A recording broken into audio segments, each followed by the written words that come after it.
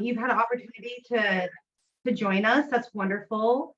And so I guess today it's really about that piece of what are we doing in peer support, and how can peer support really enhance housing and employment services? Because, we all know that housing and employment goes hand in hand, and lived experience and houselessness also goes hand in hand. And so there could be a lot of things that happen in our lives around employment and housing that can create a great opportunity to help others. So before I go any further, for those of you who don't know who I am, my name is Amanda Polley.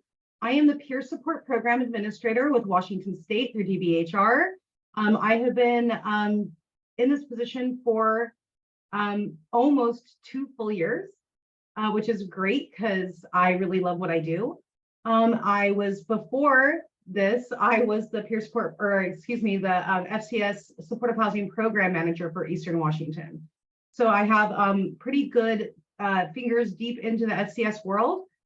Supportive housing and peer support together is where I started in 2011. My pronouns are she and her. And before we get started, some housekeeping. Just for the sake of the recording, if you could please make sure that you keep yourself on mute until you're ready to speak. Asking questions, that is fantastic. You do not have to wait until the end. This is going to be more of an open conversation and discussion than it is going to be me presenting or lecturing, because who wants to hear somebody just go on and on and on. So I use a lot of humor to get myself through my presentation, so please feel free to laugh with me. And if we run into an accidental squirrel, that's okay too. We'll address those. So I'm gonna go ahead before we move forward and ask, does anybody have any questions, comments, or concerns before we move forward?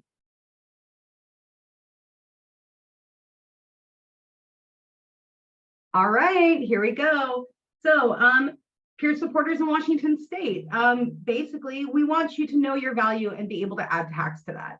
And so you can understand, so other people can understand as well, that lived experience is not something to shy away from, but something to embrace. So here's our overview. We're basically going to talk a little bit about defining, peer support, strength and empathy within lived experience, and what that looks like. So this is admittedly a little bit older of a PowerPoint, but it's all relevant, I promise. So if you happen to have seen it in one of our other presentations, don't judge me. Okay, so this is my little bio. I'll make sure that you have an opportunity to access it. I'll make sure Jackie has all of the slides available to her as well to send out. But basically, I started in 2011. I'm a person with lived experience. I'm a parent peer. I'm a certified peer, and I, above all else, I'm a person. So if you want to, there is no mentee fund. That's a fib. If you want to, if you want to put your name, title, agency in your region or your county in the chat, that's fine. If you don't, that's fine too.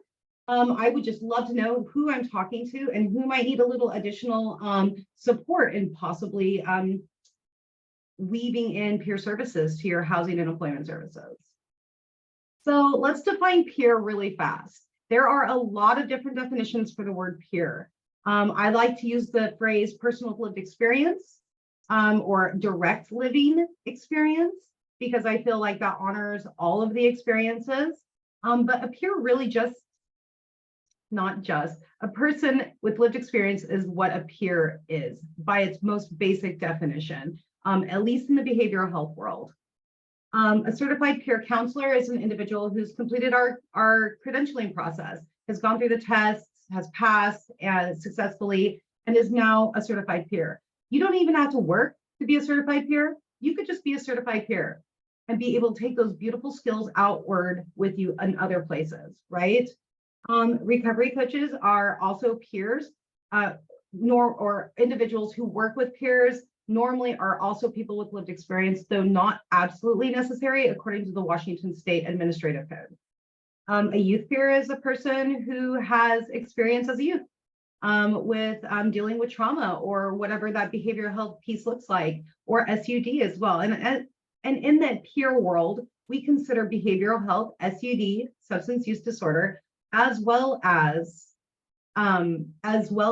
direct living experience with behavioral diagnoses.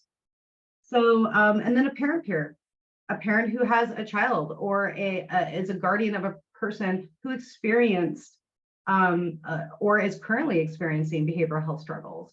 So being able to know how to navigate that system is huge. And we're trying to do our best to include as many people as we can in this. However, if we were to put it into 5 buckets right now, those would be the 5 for you to refer to. Question. Oh, there's the chat. The chat. What's going on? I'm going to stop for a second and look. Oh, you're yay, getting look at all these people. I see Thurston, Snohomish, Grant, Douglas, Kitsap. I think yay. Lots and lots. That's wonderful. Okay. So what can peers do? All the things. We can do all the things. Oh, and the baby. Okay. So peers can do all the things, right? But really basic breakdown of peer services is that, we assist people. We help. We walk with them. We don't power over them. There's no power dynamic. As much as possible, it's pulled out. And it's all about that offering resources, offering a hand up, not a hand out, and making sure that we are using our story relevantly in order to help people move forward and add skills. So it's about promoting personal responsibility, assisting in a wide range of services, that resource, bringing people together. Oh, you need housing? Let's get you hooked up with housing. Oh, you need employment? Let's get you hooked up with employment. Oh, you're looking to grow your community, your community supports. Let's grow those community supports together. Need some additional skill building? Let's do it. And it's all about that interconnectivity, right? Bringing everybody together like a hub and saying, hey, this is your wheel now. Let me help you navigate your wheel, and making sure that we are listening and being empathetic to those needs. Because we're not in charge of anything as peers. We're just there to walk next to somebody and help them move to their next goal, and sometimes identify their goals. So it's very, very close to what you do in supportive housing and supportive employment. The only difference is that if I were to work with somebody to find housing as a peer, I could be able to tell them, hey, I spent 20 years homeless. I know what it feels like. I don't know what you exactly are going through, but I know what I went through, and that was a tough place to be. And so how can I support you in this? So that's a big piece as well. Any questions before we move forward on what peers can and can't actually do? There's no wrong questions. And if you don't feel like asking right now, you're always welcome to email me later and we can discuss.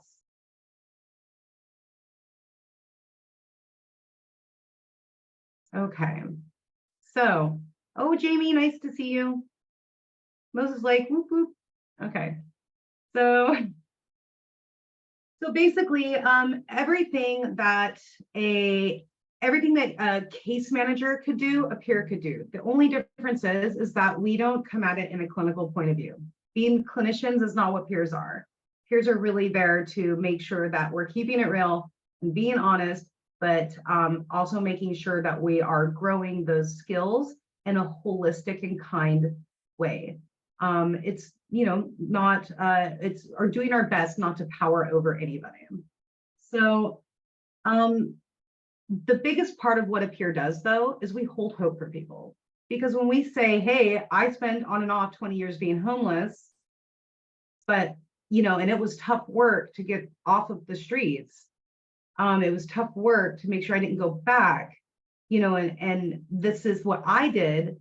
Is there anything that you could pull from that? Can we grow on anything between us in this situation? And because that's the hope. Sometimes us being able to just say, I've been there too.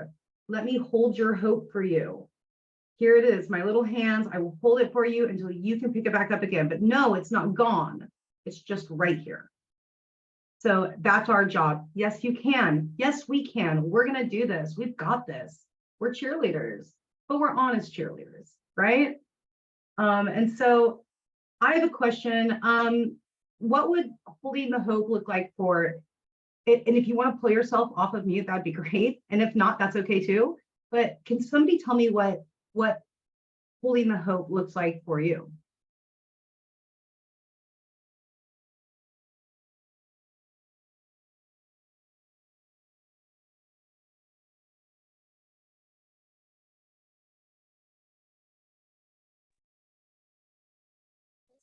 Cindy, I think for me, it's absolutely when I'm possibly headed down a path that I'm just not going to get out of, that someone's going to walk alongside of me or encourage me or keep reminding me that I have value and strength and courage to get through this. And just be that, yeah, like a personal cheerleader, but also use the skills that they've had from their experience to show us how to walk through this. Because, you know, if you have been homeless and you're on this side now, we aren't anything special. We made it through. So let's see if we can help you make it through. So, yeah. That's wonderful. That's wonderful. It's all about that strength base and being able to pull that out and say, hey, you know, you showed up today. That's amazing. Good job. You know, because it was probably hard to get out of bed, or it was probably hard to motivate, or it was probably hard to say, I just can't go and do this again. I'm too tired. But showing up, even showing up late, is showing up. And that's huge. So making sure that we're doing things like reframing in order to hold that hope instead of pull it away. Does anybody want to tell me what that might look like for a participant or a friend, maybe, in your line of business, what you're doing right now?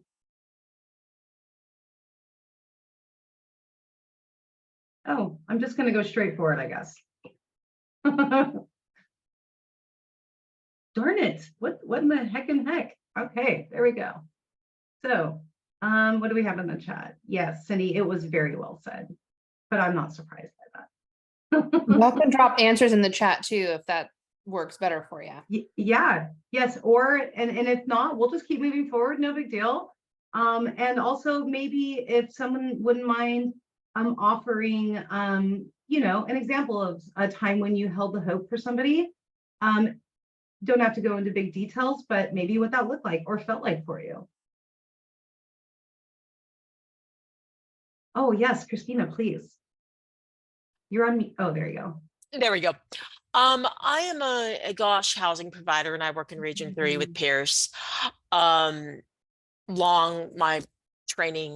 formal training is in mental health, and I became a certified peer after spending many years on a mental health lockdown and realizing that many of the people there were not getting what they needed. And once you become a peer, you can't go back. You just can't. So I have one person, and it's very hard because she had a very extensive history with DB, lost her son, got shuffled in the system. I connected with her when she was coming out of Western State Hospital. She went to a clean and sober house. Everybody was saying it's an alcohol problem. She goes, no, I drink because I'm scared to death of him finding me. And he had actually choked her and been abusive to both her and her son. She always talked about her love for her son. So as we moved forward and would meet, that would always come up. And when I would talk to her, I says, you know, every time you meet, you always talk about your son and your love for him. And that's the one thing I can clearly see. She moved forward, passed all her drug tests. She had some barriers getting an apartment, but she finally got an apartment. She went through the steps to regain custody of her son. She is now united with her son. They live in an apartment and her son has made new friends. His grades have improved in school. Um, and she got to the point of, I wasn't sure. And I said, I was. I always knew. I always knew you would. And, and she got to the point that she says, I want to write my story and I want to tell people. Because she says, when she was in the court, everybody was in the court when she gained custody of her son. And that's saying how proud they were of her. And this is an example of how things didn't always happen in the time she wanted or the time I wanted, but she's written a letter, submitted it to the GOSH program. She's also submitted it to AM, is how this housing opportunity that was client driven and client choice was something she wants to be available for other people. And as I do my work regularly, I always do it with a peer lens. And that's something I always tell them. I said, yes, I am currently a GOSH, case manager, but as a peer, I'm not going to make your decisions for you. I'm not going to tell you what to do. We can sit down and we just can discuss it. But there are people that I've been with 2 years that have really turned their life around. And I think the blessing of my job is getting to see that versus other jobs I've had where I work, on mobile or liaison at the hospital. I don't see so much of that. And that's such a rewarding thing of peer work that really keeps me doing it. And it also keeps the perspective and how you relate with somebody as a peer front and center. And because what she gained from that she might not have gained in interactions with other case managers is her ownership, her personal responsibility, her journey, not mine. And that was so wonderful to see. And she continues to grow. And that's such a blessing to continue to see that. Wow, I have all the goosebumps. My hairs are standing up on my arms, and it's really good to hear this. Christina, thank you for utilizing your peer lens moving forward with your participants, because that choice and that feeling of power, it is empowerment. We are so strong as people in our minds that if we think that we don't have any worth, we take it away from ourselves. And so, that's strong. And so it's so important that we have people holding the hope for us when we have a struggle, holding it for ourselves. Sabbath said in the chat, and I apologize if I don't say your name correctly, please let me know and I will correct that. Hope for me is that I see the world as a negative, cruel place. The best that my husband and I can is protect my sons to make sure it is full of positivity. Yes, sometimes we have to foster hope. Sometimes we have to grow it. Sometimes we have to live inside of it. That is so huge. Thank you for sharing. We really appreciate it. That was wonderful. And thank you again, Christina. We really appreciate you speaking up too. So part of peer support is making sure that we are identifying that there's more than one part to us that's going to make us whole, right?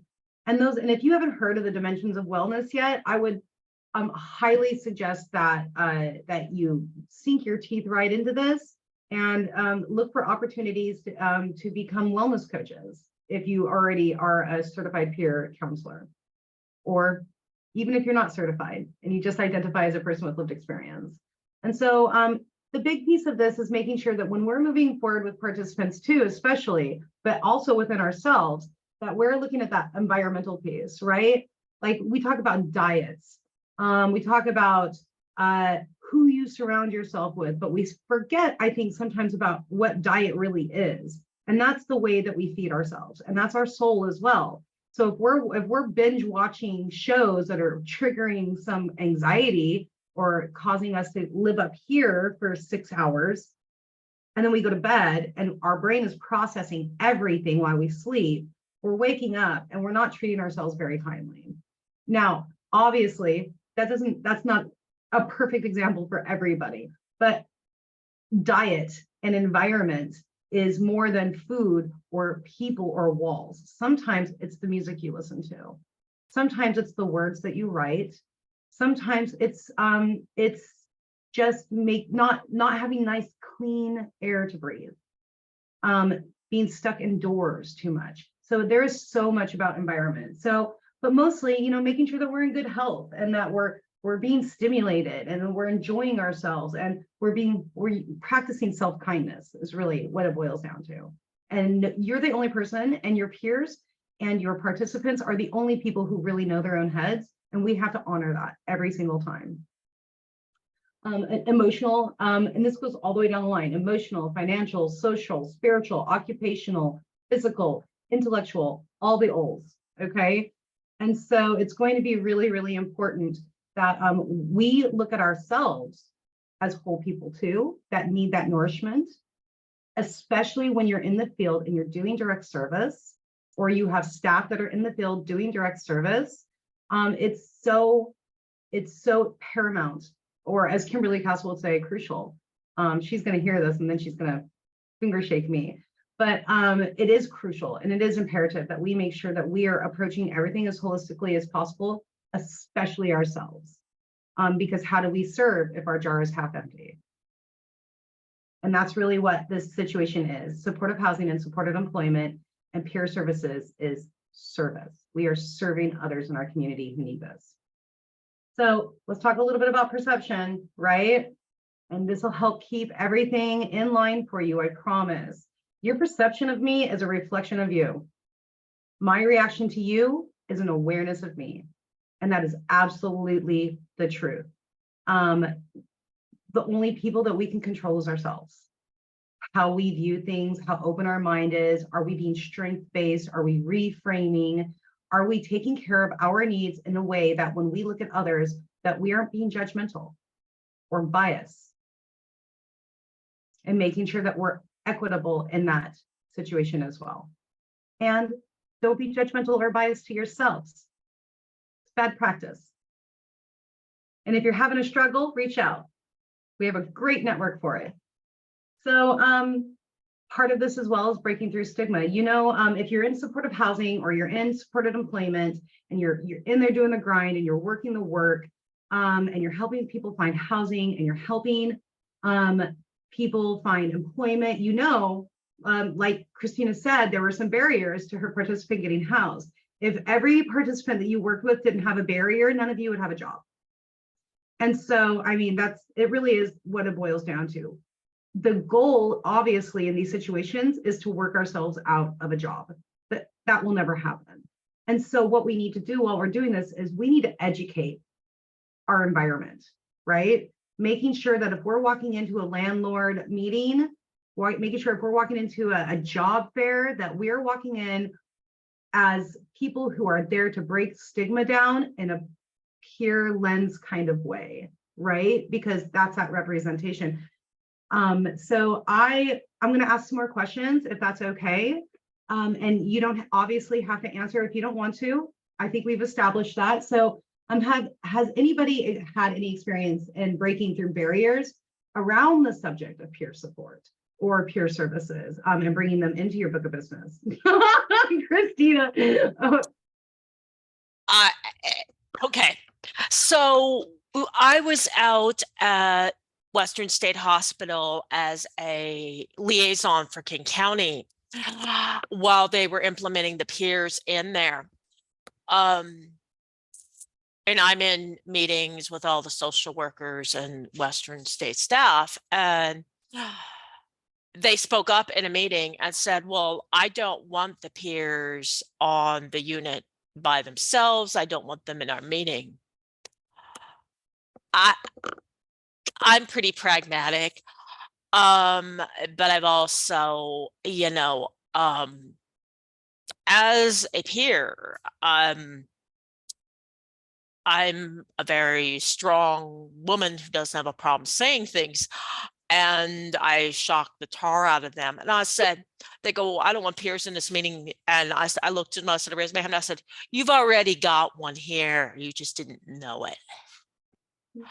And I said, what they are here to do, they are here as another skill and another tool for those we serve. And I said, why would we want to pass up another tool in our toolbox for them to have? That the room was really quiet. But with that also comes the fact that when you disclose some things, you will deal with a stigma. I've dealt with that for many times, and sometimes it's hard, and I want to go back in that shell. But yeah, that was the response I got from the rest of the room was just not positive. I'm sorry. I said it anyway. I said it anyway. Yeah. I'm proud of you. Way to wave your peer flag. You know, we have almost every person on the recovery support services team is considered a person with lived experience at DBHR level. And a good majority of them are actually certified peers. And so I just want you to know that that is not a point of view that's shared all the way across the board. Peers are coming in and they're coming in strong. And it would be Naomi knows, there she is. That's our operationalizing peer support program manager. See how that just flowed? And so this is Naomi Herrera. I'm going to take like 3 seconds to be like, hey, Naomi, say hi. Oh, you got the noms. My bad. Yeah. Okay. Sorry. Hi, everybody. Perfect time. Yes, perfect timing, Jacqueline. So nice to meet you all. I'm the new Operationalizing Peer Support Program Manager for the state of Washington, and it's around how to operationalize. Yep, it's an easy word. And how to support individuals and organizations that already have peer support on the books, or they would like to enhance or build a peer support program. So thank you, Amanda. I'm enjoying this training a lot, and thank you all. Yay. Okay, so thank you very much for speaking up. One of the things that Naomi gets to do is help leadership learn a little bit more about how to work with peers in their organization, including peer supervision. And so if this is something that you're interested in, please let me know. And I will make sure that emails get put into the chat as well as sent out for information. Also, Naomi, are you still doing the office hours, or is that still going on? Yeah, so every Monday from 1 to 2 p.m. I have open virtual office hours. I just put the link to my webpage for you all in the chat box. So you can join the listserv, and that will send out the weekly office hour times, as well as trainings that we have coming up, workshops that we have coming up, webinars. And I also provide a no-cost 2-day training. It's 2 days for 5 hours each time. There's usually a buffer about 2 or 3 days between, and we can do those in person starting in late fall. And right now they're available virtual. So please do reach out to me, and I'll share my email in the chat. Thank you, Naomi. Okay, so I'm going to keep going. So does anybody else have anything that they would like to share about kind of breaking through stigma and utilizing your peer power, or wanting to, or struggling with that situation a little bit?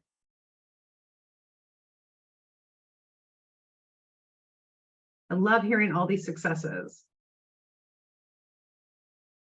All right, well, we'll keep going. And if we decide we want to do that again, we'll just pop backwards, no big deal. But remember, all advocacy is, at its core, is an exercise in empathy. And that's Samantha Power. Just some pretty fantastic quotes about advocacy and breaking through stigma. So if you have an opportunity, please look her up. Okay, so moving forward, so we want you to feel safe. We want your peers and your organization to feel safe. We want, and not just safe, brave. We want people to feel brave. And so part of that is when you're approaching, even if you don't identify as a person with lived experience, or you're not ready to talk about that yet, or maybe your organization is struggling, those are all acceptable things. We have all kinds of help for that kind of anything that's going to come down the pike. And sometimes it's just time that takes it, right? Sometimes people just need some time. However, we want you to believe and sparkle and dream and feel good about yourselves. And because that energy is absolutely 150% contagious, right? When we come to people as a peer, we come with that peer lens, like Christina was saying, we're offering choice, we're offering hope, we're offering respect, dignity, empathy, compassion, and mutuality. And the mutuality piece is always going to be huge. So like Christina was saying earlier, and I'm just going to keep popping back to you, my friend, about how, you know, peers are supposed to be embedded. They're not a standalone service, right? So we're there to complement other services like FCS. Supportive housing services go best when they're complemented, like, I don't know, with employment services and maybe therapeutic services if necessary, but definitely a peer service.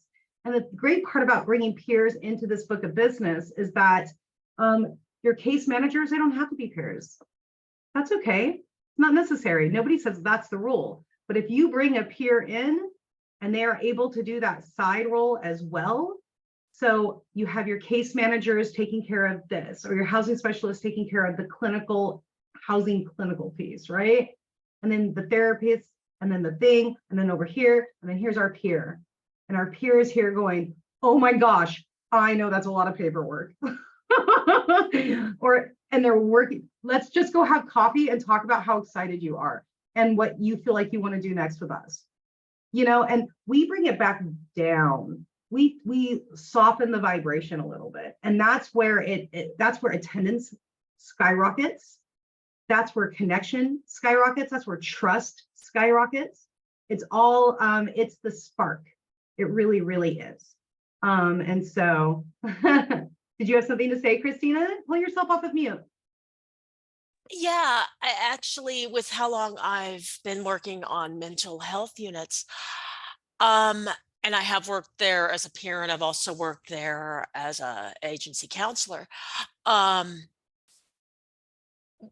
What happens is sometimes providers will talk to them in a certain way. A nurse will talk to them in a certain way. And it got to the point that these providers would come and say, will you come and talk to me with them?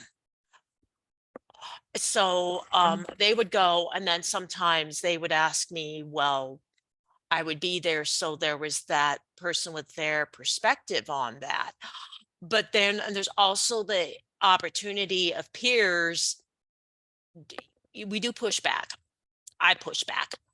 And part of that is also when I'm with a client and I'm with a provider, is to also say, if the provider is talking to them and this is what's going to be and this is how it's going to be, and I experience that when I'm with the provider and the client, is then after that discussion is gone, to go to the provider and say, here's what the client said off record. Like we had one, for example, I know this is going to sound really bad. He would pee in the corner of his room. Now, the reason why he said he did this, he gave me a reason. The nursing staff that was mad with him never asked him the reason. And he says, because I can't make it to the bathroom. Can you leave the bathroom open in the middle of the night? So then the nurse agreed to do that. And then he stopped peeing in his room. But if you don't ask him, you don't discuss this with him, and the providers are having a discussion, and I'm saying, you know, here's the take on it. Client doesn't feel that you're communicating with him in a respectful manner. And that has come up sometimes, that I've told a psychiatrist, they don't feel that you're listening to them. They don't feel that you're respecting them. But with that also comes the fact that when a they make a complaint and staff forbids them from calling the ombudsman, go right into staff. Nurse doesn't work, then it's going up to the nurse's supervisor and saying, this is illegal. You cannot stop the client from contacting the ombudsman. You can't do it. So that's one of the things that peers can sometimes get through to a client when the other people couldn't. And that's why it is so, so important to have that perspective on an evaluation and treatment unit in a housing setting. We at Associated Ministries value peers. We in our organization attempt to hire people who have been homeless because we feel that they have that compassion to meet people where they are. Not everybody in our agency has been homeless. I have not, but that is something that my agency values. That is wonderful. I love to hear that. First of all, I want to say great job advocating. And thank you for leaving space for your participant to advocate for themselves. That was wonderful to hear. Secondly, I want to add that it's always going to be a situation for peers in these, and where we are there to translate the heavy language that comes with clinical speak, right? And so it's all of, when I first got to the state, I left direct service after 7 years, and I got to the state, and there were so many acronyms that I thought I was eating alphabet soup. I couldn't keep up. And because I was a peer, I felt that maybe I couldn't ask, like, oh, Amanda's a peer, and if she asks, it means she doesn't know, and she doesn't know, maybe she doesn't belong here. So it took me a little bit of time to dig in and value myself and create a brave space to ask those questions. And like you were saying, sometimes push back and say, this isn't going to work for my boundaries. And there's nothing wrong with that. You're a person, and you should absolutely have that in your, in your personal book, being able to say, page 32 says, no. And it's okay to stand strong with that, because you are the expert in what's best for you. So, okay, let me see here. So basically we want, to remember that peer services are always voluntary. If somebody is being told they have to be a peer, have to be in peer services in order to be an FCS, as we know that's not really fidelity, but forcing peers on peers isn't cool. And we try not to do that, because that becomes a power over situation, and we don't power over anybody. We partner with them. That's that mutuality piece. They have to want it.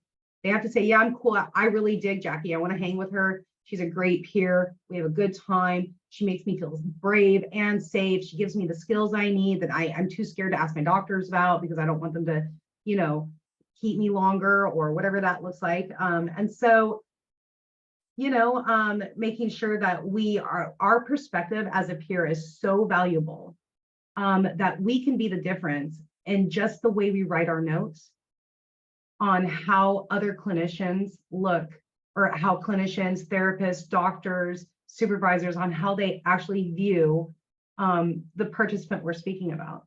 So coming in at strength-based language, coming in at that wonderful, this is all the great stuff, and here's a couple facts, but we're going to stick to what they've done that's great today. They showed up. We're going to stick to what's great.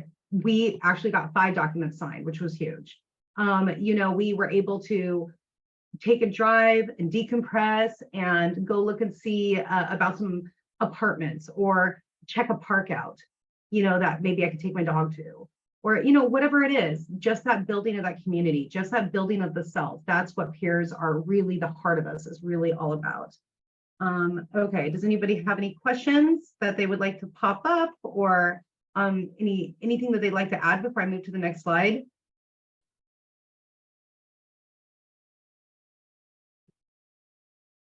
Okay, just making a note for myself. All right. So this is very basic. How does somebody become a certified peer counselor for right now? Because there's been some big changes coming down the pike, right? So for right now, to become a certified peer counselor, or and eventually it'll be a certified peer specialist, you have to identify as a person with lived experience. It's a self-identification of being in your version of recovery for at least 1 year before you apply, so that we know that you're well grounded in it. And then we have a prerequisite training online that's anywhere between 3 hours to 6 hours, maybe a little less, depending on how quick your internet is, and how quick your internet is, and how it and how your learning style is. Because sometimes it can be hard to pay attention when it's all online, at least for me. So and then once you complete the prerequisite training online, you'll be given a certificate. That certificate was something I would suggest saving to your computer. And then that's saved. You'll send that off to our HCA peer support program email. All of this is in links, so don't worry, I'll help you out.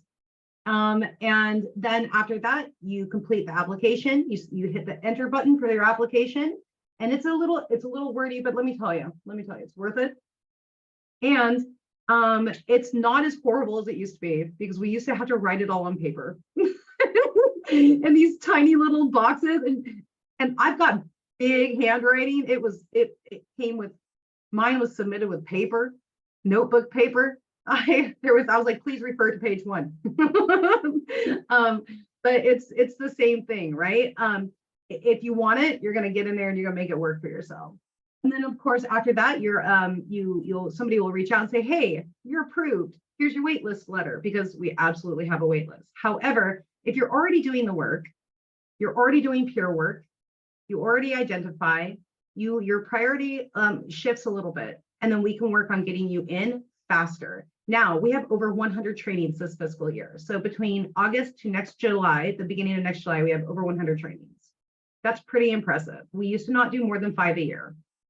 And then we upped it to like 30. And then last year we hit our stride at 96. And then this year, right now, currently, we have 100 planned to go out the gate.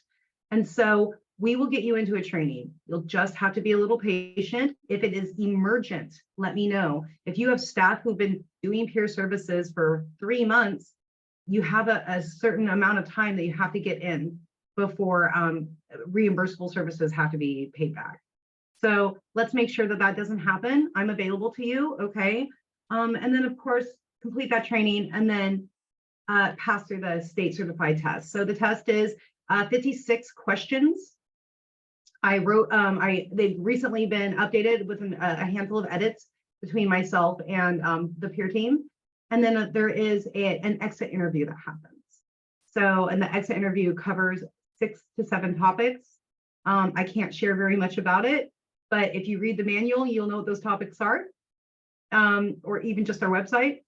So, and just having that deep dive. And then basically it's boiled down to, how are you going to use these skills? What does this look like? How are you going to use these skills? What does this look like? And so it's a 3-person panel that they sit in front of. It used to be in person. They're almost all virtual now, except for the trainings that we're doing within the state penitentiaries. So those have to be in person, which I think is great. But we do virtual trainings and in-person trainings. And so if that's something that you want, don't pay attention to that. If that's something that you're interested in, gosh darn, okay. Let me know, and we will we'll work on getting some additional info to you. So technically, those numbers are very old, although they're very exciting. Last year, we trained over 1,100 peers. Or excuse me, we trained over 1,300, and we certified over 1,100. Because sometimes, you know, the test doesn't work out. No, but that doesn't mean we don't stop trying. We have opportunities to take the test up to 3 times, whether it's the written or the verbal that needs to be taken. And then after that, if that doesn't happen, you get to hang out with me, and we get to talk about what's up, how can I help? Because really, we're all about lowering the barriers and making sure that everybody has access if it's really meant to be, right? If they're really willing to dig in there, 5 tests, that's okay. Let's do it. Take 5, let's get you retrained. You know, obviously something was missing. You know, and so it's really about, we wrap around all of you. We don't leave anybody out. And that's really what the important piece is to remember that once you step into your pure stride, you're all family. And then that's the truth of it. And we take care of family. So we have a lot of really great continuing education. We have documenting peer support online, which I would really suggest, even if you're not going to document as a peer, that you just look and see what it looks like. And look at the difference between the way you're currently having to document and the way peer support documents. Now, don't get me wrong. Please understand, I am document queen. I write the most beautiful notes you've ever seen, and they are perfect, right? But it took a lot of practice, and they're perfect for clinical stuff. They're not perfect for documenting peer support, because you can't be perfect documenting peer support. But I can meet all the needs I need to meet clinically. So that's the difference. When you work in clinical settings versus working as a peer in a holistic setting, your notes can meet the need without being clinical. So this is what that helps you achieve. Ethics and boundaries and peer support. Peer support's different, folks. Our boundaries are lower. We're sharing our story. We're connecting. It's such a holistic approach to everything that if we aren't, we aren't really sure about our personal ethics and boundaries, it can get slippery. I mean, it can get slippery like that with anything, but especially in peer services, because we connect in a different way. And so, I have a phrase that I use when I say we're friendly, but we're not friends. And to remember that, because you can't be friends with somebody that you serve. That's unethical. It's a power dilemma. And then it puts everybody in a bad position. So remembering those ethics and boundaries too, and we really stress that in our training. And we have tons of additional trainings as well. We have our prerequisite training, which is full of all of the wonderfulness that you would absolutely need to pass the test for the most part.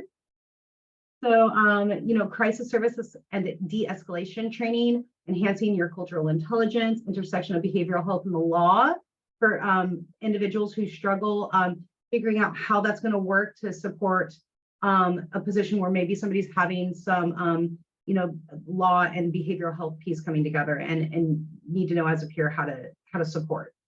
And then, of course, we're working on getting more RAP trainings coming. We have 2 coming up via Valley Cities. Thank you, Valley Cities. In September, RAP 1 and RAP 2. You should start seeing the flyers around. If you're curious, please, if you don't have RAP training, I would really suggest, I just suggest taking it, because it's the best thing you could really do to support participants. Christina's nodding because she works at the hospital, and she worked at the hospital. And so advanced, and obviously RAP, we have the advanced directives, and then we have, and we have the principles of RAP LMS is actually on the site now. So you can go and get that full, pre-start to the RAP trainings. And what does this look like? Is this something I need? Is this something I can help my participants with? And so that is as well. And even if you don't want to take it yourself, doing the principles of RAP will allow you to have enough information to offer it to your participants and say, hey, I think this will really work for you. And that's really what it's about, right? That resource building. So in crisis awareness and communication, yes, Christina. I have the RAP books and I'm RAP trained, and that is something that has come up with other clients. Many of the people I serve only take little bits and pieces of it, but per the rules of peer service, and how I interact with my clients. We are it's client driven. So whatever they want to take from it, they can take. Whatever they don't want to take, they don't take. It's just another tool available to them if they choose to use it, but it's totally volitional if they want to or they don't. It's just another tool to have in your toolbox. Yes, I love that. Absolutely. And we can't have too many tools, right? I mean, we could, but I mean, not really. It's like having too many, it's like having, well, I was gonna say too many coffee mugs, but I kind of do have too many coffee mugs. So, all right. Now we also have another training that is launching this year, and I do believe that we will have 10 of them this year. So cross your fingers. Maybe a little less. Crisis awareness and communication and peer support. Woo! 40-hour training. It's amazing. It's in person. It has to be in person. So if you're going to take it, plan to take a week off. But it is very holistic. It really gives you a peer perspective on what crisis looks like as a peer and as somebody working as a peer. And it's a good opportunity to make connections to other individuals across Washington State and near you who are also going regularly having to work with crisis settings. And so being able to share skills is huge. Cindy. Yeah, I wanted to know, way back in the day, the state sent a couple of it, well, I think there was 5 of us to Vermont to have the intentional peer support intentional peer support training from Sherry Mead. Yeah. And I was wondering if that 40-hour training would mean that we wouldn't need this 40-hour training. Well, I don't know that you would, I don't think the word need is exactly where we're at yet with the crisis awareness training, but I would think that, how long ago did you take the training? 8 to 10 years ago. Yeah, you would need our training. Okay. Yeah, it's just because we just made the curriculum last year. It's just piloted and it's whole and fresh and Washington based. And so it would be really great. First of all, just purely great to hang out with you. But it would be, there's a lot of things in there like the 998, how we talk about Narcan. We talk about things that you don't do with Narcan. I mean, it's a whole thing. A lot of stuff that's come to light in the last 5 years. So I would, I mean, not that you couldn't apply your knowledge to it and you don't need to take it, but boy, it sure is a great, it's a great feather in the cap. Okay, thanks. Yes, ma'am. Anybody else have any questions about this? Okay, let's keep going. There may not be much left. I'm not really sure. Okay, yes. So we have some pretty fantastic resources like the ones I showed you earlier, but we also have a monthly peer support webinar, just like this one. That we bring in speakers, we talk about what's going on in the peer world, we say hello, it's only an hour, but it's pretty wonderful. And then we also have, as mentioned before with Naomi, we have the operationalizing peer support a monthly, and then the open office hours. And then of course, you know, this will be available to you. So you'll be able to go to the peer support page and the CPC application page. And if you want to apply, that's available to you as well. This says the peer-to-peer newsletter will be, coming October 1st. That was October 1st last year. So we do a wonderful newsletter. I highlight peers who, and I don't choose them. They get sent in by other people, which is great. So highlight peers, highlight peer programs. We talk about up and coming events, trainings, job listings get put in there. Opportunities, resources. You know, sometimes when we visit a conference, you'll see a little write-up from somebody on the peer team or a couple of people on the peer team.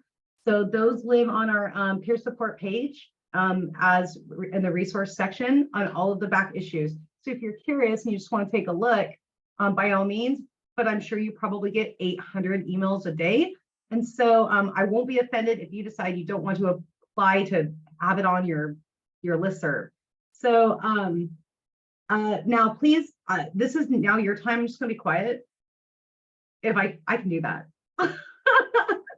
And I'm going to be quiet and give you an opportunity, everybody an opportunity to pull off of mute, speak, ask questions, put them in the box. And so I'm just going to sit here.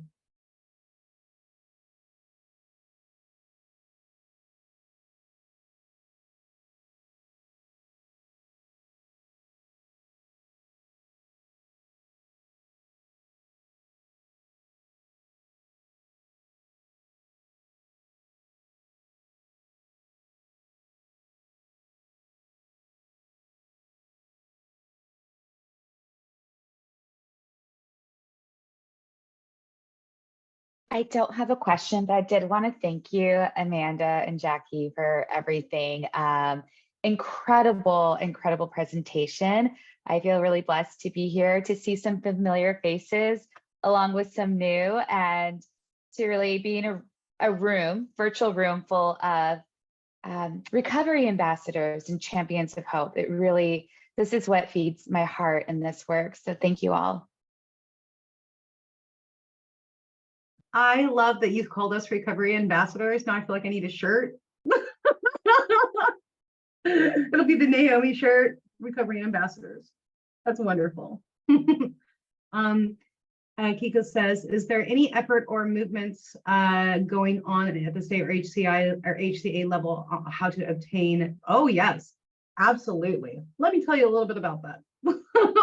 Last year, we handed out $400,000 worth of seed grants to small business, peer-run small businesses who were BIPOC owned and operated, with the intent that everything that they do within their contracts for those seed funding was all about growing and fostering workforce development for individuals who are Black, Indigenous, or people of color. So there was that. We also had 10 specific trainings, youth and family, as well as adult trainings. The navigator training. It could be, sure, Raymond. You mean recovery navigator training? Is that what you're talking about?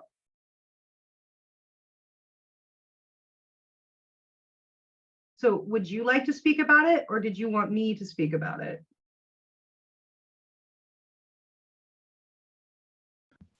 If you could speak about it, please. So I can talk to you about the recovery coach training. I do not have any experience with the recovery navigator training, as it's not a state training. And so it's not in my wheelhouse. And I've never had recovery navigator training. Does anybody else have any experience or any insight?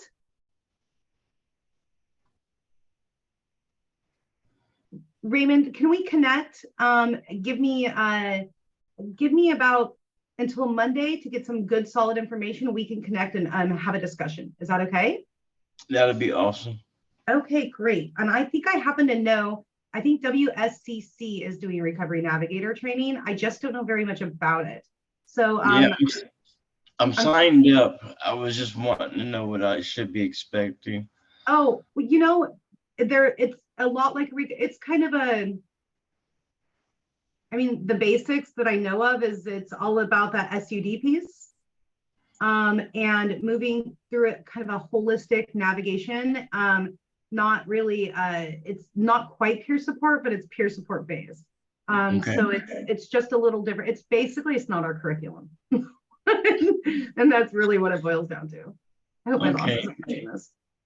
All right, well, thanks. Any information you have, you can send it to me. Okay, Raymond, I'm going to put my email in the chat box again. If you wouldn't mind grabbing that, that would be great. Okay, thank you. Thank you, sir. Mm-hmm.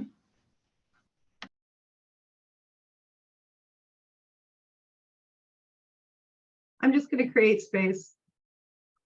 Feel free to pop in and say hey.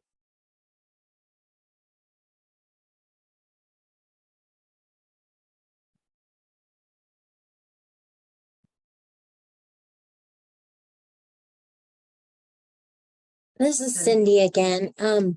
It's really sad to me. Like, I've been doing this for like 27 years involved. And when I first got out of mental health at the time, but behavioral health services now,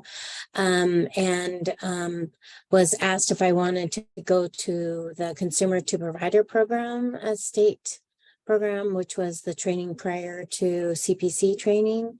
And I went, and when I got back to my area that I lived in, which was Spokane at the time, and the agencies had to come up with like an internship, a 300-hour internship for peers to work in. And there was one good job at the it wasn't it was RSN at the time in Spokane, or the other one could hand out brochures to people that came in the front door of the main behavioral health agency. And it was just like, what? Well, you know, I don't need training or skills or experience to hand out a brochure.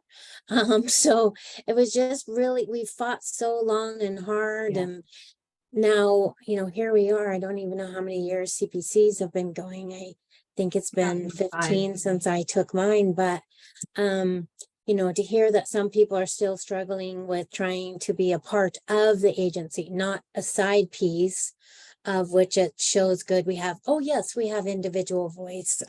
Yeah, they're over there. But we used to have calls as ombuds. You know, they don't want us in their lunchroom. What do you mean? Or they don't want, what are we supposed to do if they're off sick? What do you do with any staff when they're off sick? Yeah, there's just, sometimes you think you're finally making some steps forward, and then, and we really have made a lot of steps forward. So that's a positive thing, but it's just really sad that nothing about us without us is still hard. And even at the state level with the legislative, like the lived experience committee, like that wasn't even one that got to be a part of the voting process. Like what? With all the other crisis committees, it was, so it's been frustrating again this last year just to see more and more places in which you know, our voices aren't heard. And so I'm really happy to be a part of this forum. So thank you so much, Amanda, for having this forum or training. That was really helpful, and I look forward to the new stages of peer support.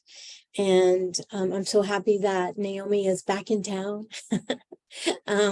It's great to have her back, because she's such a positive person. And so, yeah, I'm thankful for this, and I'm looking forward to the positive changes that we can all make by speaking up and being a part of this. So I appreciate it. Cindy, thank you so much for that. My little arm hairs are standing up, and I feel so great. You're really appreciated. I don't know if very many of you know about Cindy, but she is pretty amazing, and it has a really wide brush of talents, especially in the peer world, and also full of so much kindness and love. So thank you, Cindy. We just like everybody else here, we couldn't do this without you. And so you really have been a strong hand in a lot of the movement forward, and we couldn't be more appreciative. As a side note, not a Cindy side note, but you made my brain go click. I think we've been certifying peers since 2005 in Washington State. I believe that's when the WAC went through, and then we added in 2017 added SED to the book of business as well. So, well, that's the beginning of it. And so it's all been really fast movement. It just took, I feel like, a really long time to get there. And because it's been so whirlwind, there are some individuals, understandably, who are struggling with this kind of change. And it's just our job as peers, living and working in all of these different environments, to continue to prove that, you know, we can be skillful, we can be helpful, and maybe the Jeremy Bearimy of mental health isn't exactly linear like everybody seems to think that it is. Because really, it's I don't know anybody who doesn't have a bad day, or doesn't have a struggle or a barrier or a challenge of some sort somehow. And so if we can lean in as peers, and sometimes it could be hard, especially in those places, if we can lean in as peers when we feel like we're being maybe, I don't know, discriminated against a little bit, it would be okay to say, hey, it seems like you're having a tough day. Is there anything I can do to support you? And put it back in their lap. Take it off of yours, because it's not yours to hold. And when we put it back, we offer accountability, and accountability is growth. And that's important. And that's how we lower stigma as well, especially in those places that we work, where maybe they want us to be door holders or greeters like at Walmart. Not that there's anything wrong with that, but that's not what a peer is there for. And so it's going to be super important to make sure that we just keep pushing it and utilizing Naomi and her great trainings because she can go right in there and get leadership buy-in. And who doesn't, I mean, probably the most positive, smiling person I've ever met in my life. So I know I wouldn't be able to be the no gal. So good. We have a good team and we're here to support. Please don't hesitate to tap in. Anybody else? Would you like 20 minutes of your life back? Amanda, I just want to jump in really quick and thank everybody for coming and also say, I know that, FCS fidelity and just billing Medicaid is pretty steeped in the behavioral health system. And we're sort of talking about some of these nuances and perhaps where some of the power is around writing treatment plans or, what makes things sort of official in the system versus effective in the work, right? And so I just want to go on the record being super clear, saying that we are super supportive of engaging peer work in as many ways as possible alongside all FCS services. If you're confused at all about what that looks like on the technical side or anything like that, please reach out. I am willing, I'll do anything it takes to make sure that we can get peers embedded in all the work that you're doing, if that's something that you think fits into your agency's work and you'd like to see happen. So when you're reaching out to Naomi and Amanda and making sure that they're kind of the subject matter experts guiding you on that on the FCS side, keep me in your corner too. Yes. I really want to make sure that we all know how important the work is. Absolutely. We're a team. That's how we roll, right? And where it's you don't make a basket out of one single piece of straw or grass. It is so much, it is everything, it is community. And we're going to wrap around all of you if that's what you need to get help moving this forward or answering questions or being clear and transparent as much as possible. That's what we're here for. Yep. And getting those things worked in, it's not an if, it's a how. So if you need help with the how, we got you. I love that. Not if, it's how.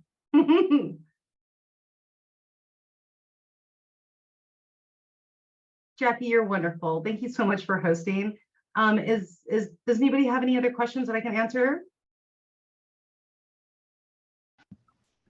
No. Amanda, thank you so much. You are the bomb.com. I want everybody to know that once we finish up, if you registered and that's how you got the Zoom link, then I'm going to send out a follow-up email that'll have all of Amanda's slides and a link. We'll put the recording up on our FCS YouTube channel, which is super exciting. So don't forget to check that out. So if you know somebody who missed this conversation that might like to watch it later, or you'd like to come back and revisit some things that you'd like to hear again, you will have access to that. So stay tuned for that, I guess. All right, folks, you take care. I'll stay on until everybody falls off just to make sure that there's no extra questions. And thank you very much. Please enjoy your almost weekend and be safe. And we'll see you next time. Hi, everyone.